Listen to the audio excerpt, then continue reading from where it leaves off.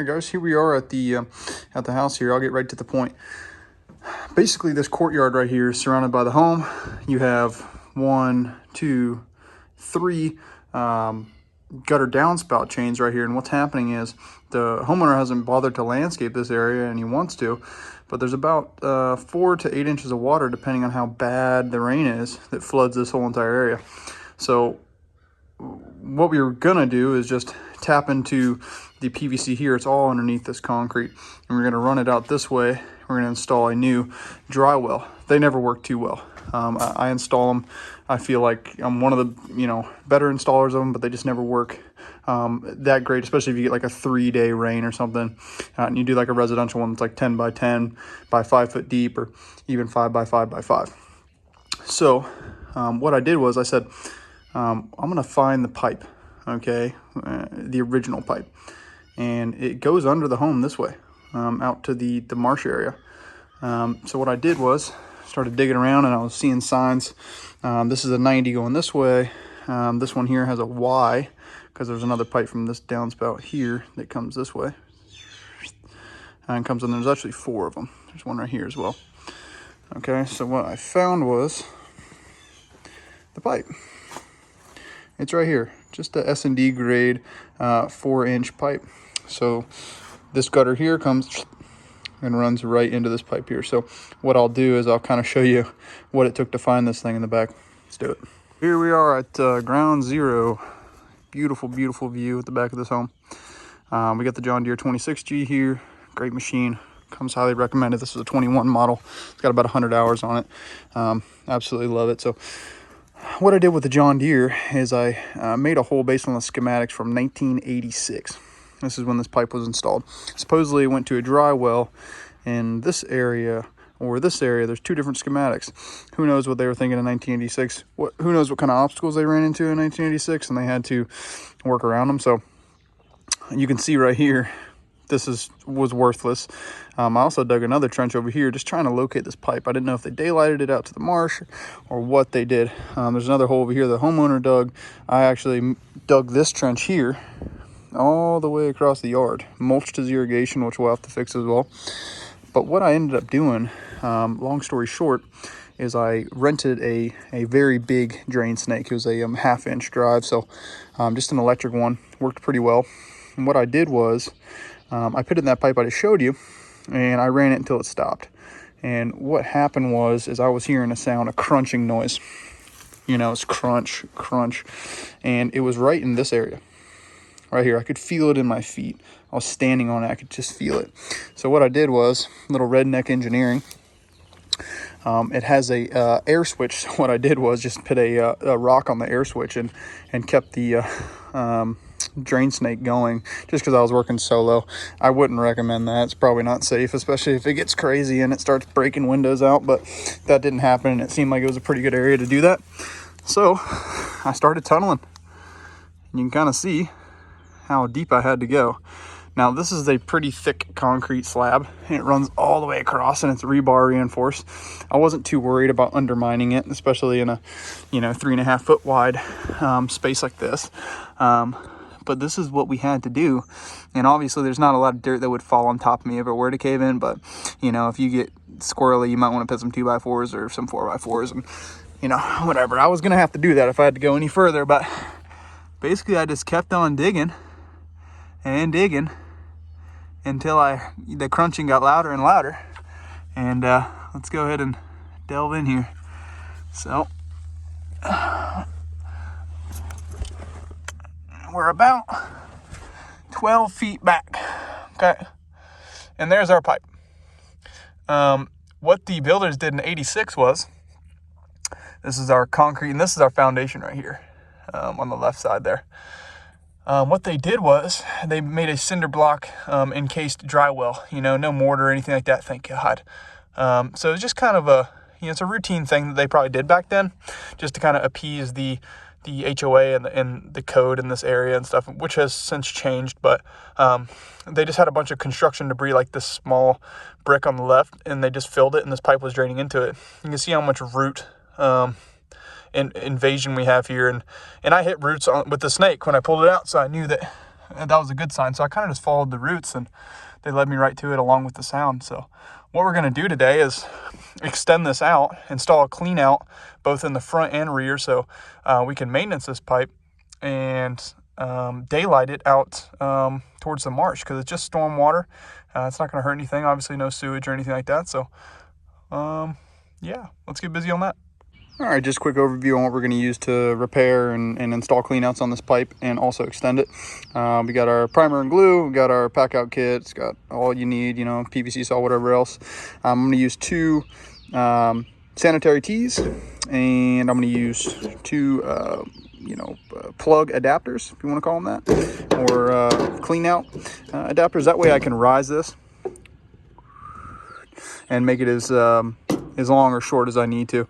And then I've just got this 22.5 S&D fitting, so that pipe coming out from the bottom of the concrete porch, I can hit a 22.5 and kind of get a better angle out to the marsh and where I want it. So I also have the pipe over here. I got 4 sticks of 4-inch S&D. It's the green pipe. It's a little more solid than the white stuff. It's just a little more crush proof, and because we're going underneath the concrete, I just want to make sure we have the right pipe. And of course I have some 3/4 inch, 1 inch, and I've got a bunch of fittings in the truck to fix the irrigation. Also, another quick mention, what I'm going to use to install the clean out on the front side and that slit in the pipe that I use to run the snake into is I'm going to use one of these rubber gasketed fittings here. And this is all stainless. It's an NSF, I think UPC makes it, yep. So it's all stainless. It's just got 2 band clamps on it. And, you know, this is a drain pipe. It's not under pressure, so this will be just fine. I'm sure there's more ways to skin that cat, and leave it in the comments below if you have a better way to do this. But we're going to go ahead and get right into that, and I'm going to move to time lapse, and I'll talk a little more about what I'm doing. All right, so what I'm doing here is trying to figure out where I want this clean out to be. I'm just marking it and doing a real awkward cut here with the PVC saw. Yeah, I was kind of proud of myself for making this cut sideways like that and it being as flush as it was. So that's all I'm doing, cleaning out some gunk that I found in there. It's just gnarly, and just making sure that we have a good platform to put the clean out in and adapt the new pieces in. It was a struggle keeping these pipes clean. I was trying to keep the dirt and gunk off of them before I primed them, and I was able to do that. And there's some small little dust that's all right, but I can't stand it when people are putting fittings on dirty pipes and stuff. It just doesn't really sit well with me. So just trying to make sure I keep my stuff clean. And, it wasn't the easiest thing in the world getting this band clamp on. It was kind of, it didn't work out perfectly, but it ended up being a really nice tight seal, and that's what we were looking for.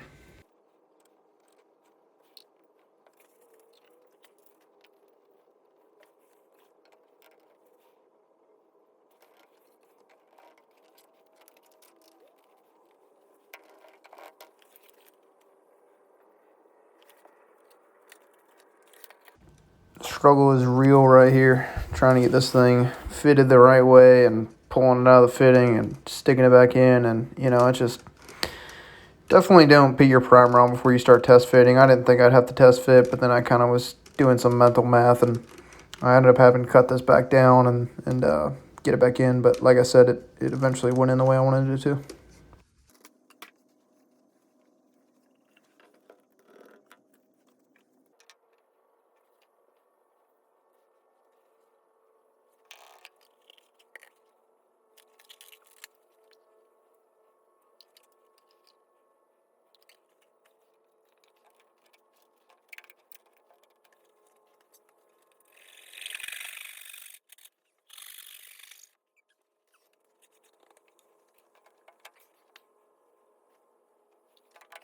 Just using a level there on the clean out just to make sure it's nice and level, and that way the pipe coming to the surface isn't totally canted off.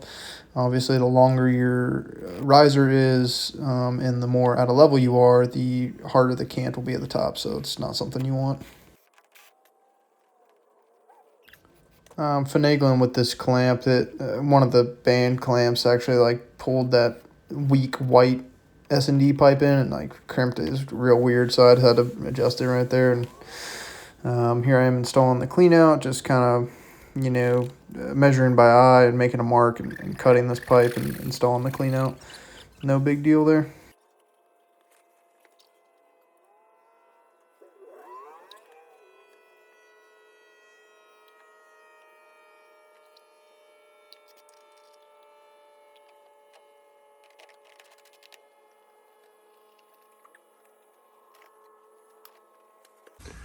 All right, clean out's in. Band was fighting me quite a bit. This pipe kind of comes in at a weird angle and then it flattens out. So anyways, everything's glued up nice and tight. Band's on there just how I'd want it. A little more in the gap than how I'd want it actually, but it should work great. It's all stainless. It's not going to rust or anything like that, or it'll at least deteriorate a lot slower than normal steel. And customer's happy with the clean out location, so let's go ahead and backfill.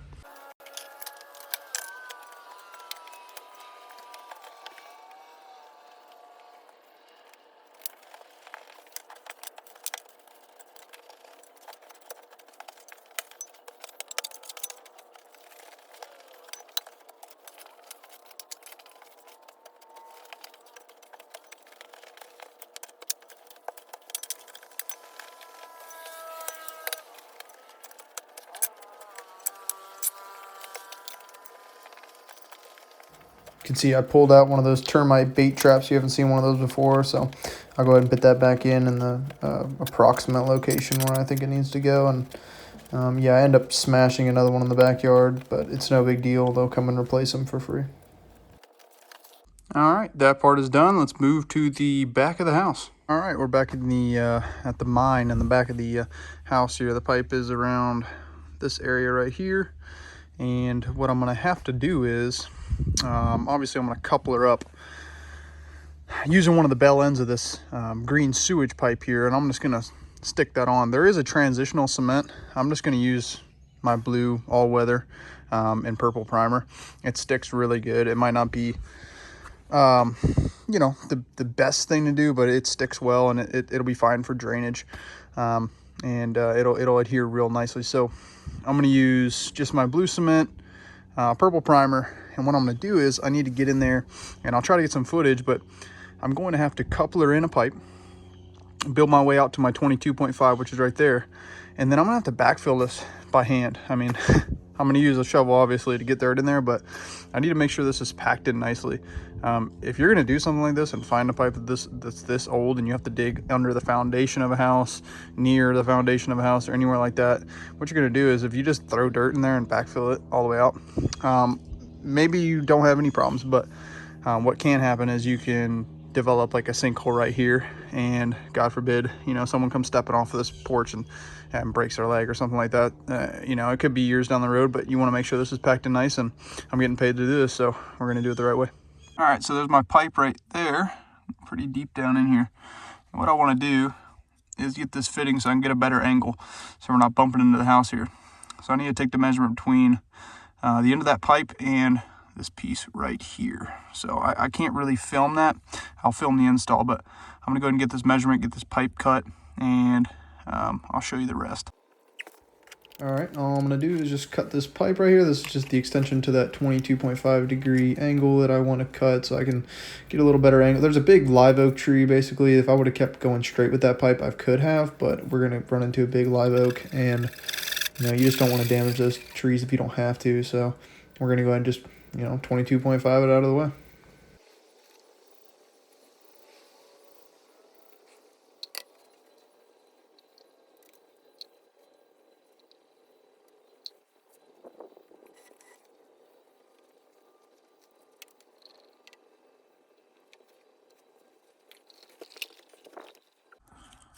All right, guys, there's really not a good angle to set you guys up at, but I'm going to go ahead and get that bell end on that pipe there.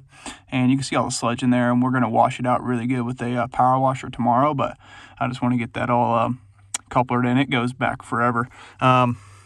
Looking back, I wouldn't have glued this on. I would have glued the pipe that comes out of that on first so I can get the angle I want, but I've been doing it long enough to where I'll go ahead and get the angle I want while I glue this on here. So let me do that, and see how that looks. All right, guys, got that all glued up. Looks good. And we got some good fall. Just how I wanted it.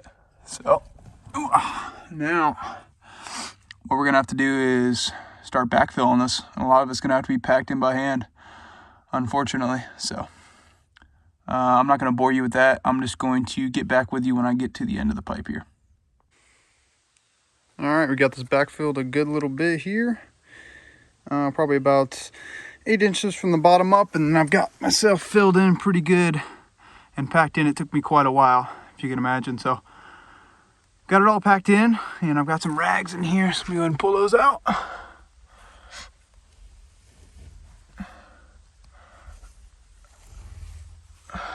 There we go. Nice and clean. All right. So that's kind of what we're looking like. Wow. So the plan now is to get a PVC pipe glued up from there to where I want my clean out to be, which is pretty much right off the edge of this concrete right here, probably in this area. So let me go ahead and get that measured up, get it cut, and get it hanging out right here.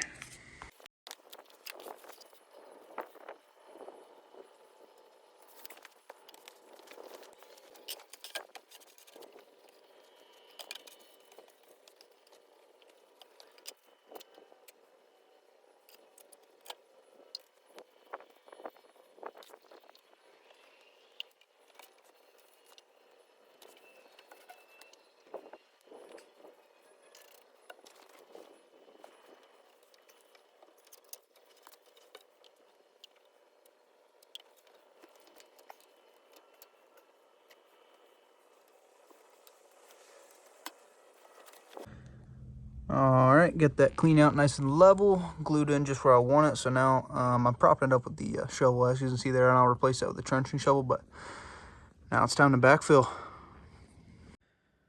All right, I turned the sound off here. The excavator with the 8x speed just sounds terrible, and I haven't really quite figured out how to handle that situation. So we're just going to turn the volume off for this short clip. But yeah, I'm using the excavator to move some soil, some backfill back in there, and trying to remove the roots and debris, the big stuff at least. And then of course you see me hand shoveling, so it's kind of just a monotonous robotic process that just goes on for a while. So nothing hard about it, just a lot of labor. All right, I got to crawl back inside there and do some more hand filling. So I'm gonna fill back into this concrete edge and then get back with you. This is one of those jobs where you just keep on shoveling and keep on shoveling, and you just feel like you're absolutely getting nowhere, and then, you know, all of a sudden you feel like you're getting somewhere. So having the excavator is just king, and not having it would be just a terrible time. But I've been there before, so.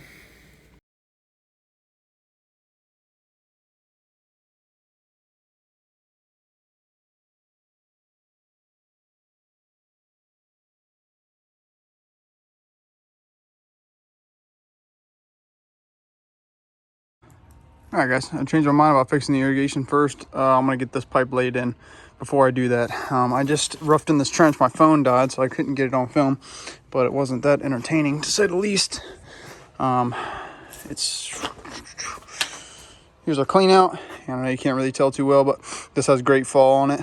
This trench took a little bit of my soul that I probably am not gonna get back, but you can just tell how rooty it is down there. There's some big roots down there, but we're gonna go and get this pipe installed, and we'll go from there. All right, just wanted to mention that the clean out is backwards in relation to the direction of flow of the pipe, but that's the way I want the homeowner to be able to clean out. Optimally, we'd have a two-way, but they didn't have one in S&D fitting anywhere locally to me, and I didn't have the time. So the homeowner was fine with that, and like I said, I'm more concerned about the clean out towards the direction of under the foundation. So that's all I was doing there. Making sure I have enough fill dirt underneath this pipe and checking level just to make sure that we're not, you know, out of level or for some reason flowing back towards the clean out. So as you're laying your pipe, you just want to make sure that, you know, you're double checking, and it's, you know, of course better to check your level twice and before you backfill than have a pipe that just doesn't flow right.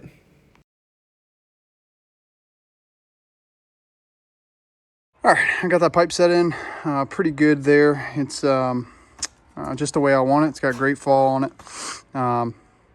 I was talking to the homeowner, and there's a 3/4 irrigation line, but that's not operable anymore, so that's good. But this 1-inch one was, so I love this grade 200. It just bends real nice, so I was able to couple that back in and got it repaired. Conduit's looking good, so I'm gonna backfill, try to get this area looking decent again. All right, just working my way through here with the Mini, just filling in these holes. There's really nothing special to it. You just got to be careful, make sure you're not going to hit the house or damage the irrigation you just reinstalled or that electrical conduit right there. and just kind of being surgical with it, and making sure that you get a good backfill and it's nice and tamped in.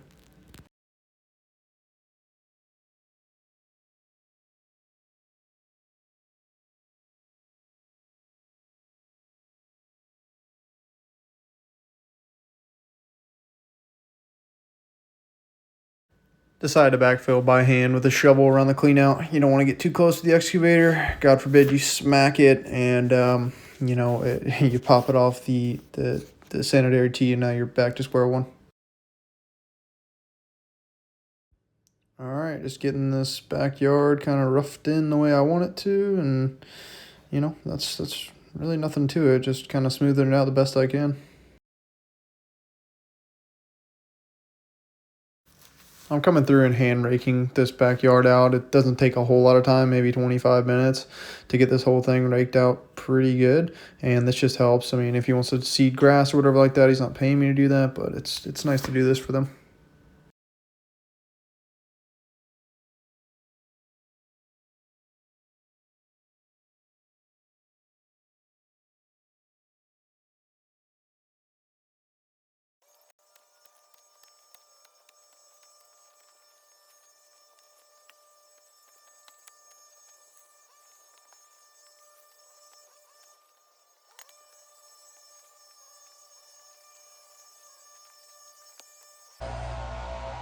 All right, we finally made it to this point. This pipe's a little long. I'm gonna cut it back a little bit, and what I'm gonna do is add some stones. I saved some to the side over there, and I'm gonna add some here so that the water pouring out of here doesn't just, dig a hole right here and create a little reservoir and then cause further erosion on this bank in the future. And I'm also gonna put some stones up around the backside, and that just prevents erosion, and it also is a great way to mark the pipe. That way, if you need to clean out from the daylighted area, it's easy to find. So I'm gonna do that now.